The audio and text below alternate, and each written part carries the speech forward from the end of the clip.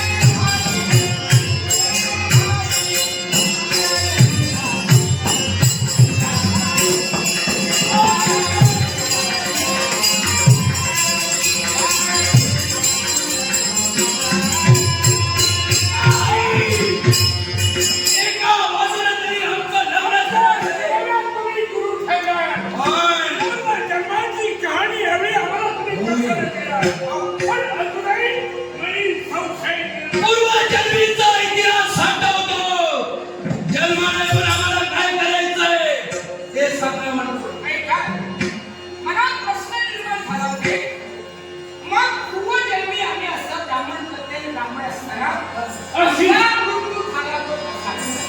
मग तुमचा मृत्यू झाला नाही तर एका क्षत्रियाला निर्माण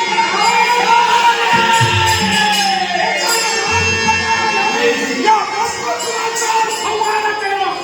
त्यांना रामकृष्णाच्या पित्याची माहिती तेव्हा तरी या रामराजांना क्षत्रियाने तुमचा शेवट केला म्हणून या जन्मीत क्षत्रियांच्या मागे तुम्हाला सूड व्हायचंय आणि हा सूड पण एक सूड मिळवायचा असेल तर पाठिंबा कोणाचा तरी हवा.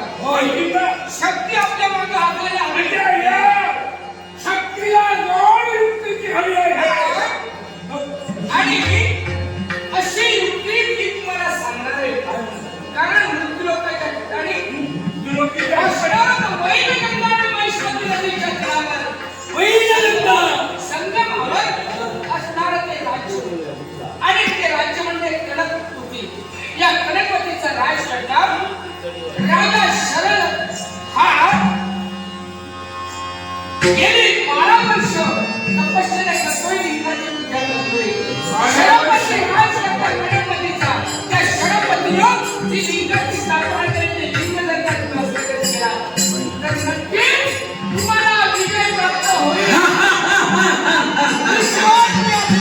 बोलून बोलून काय बोलणार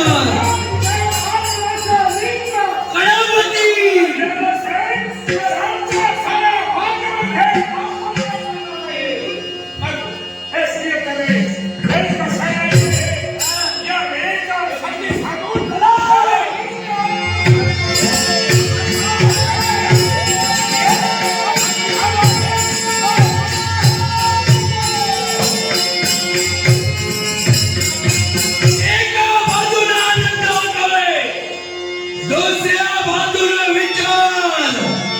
विचार कोणता असेल तो मानवपटी जन्माला आलेला क्षत्रिय होय.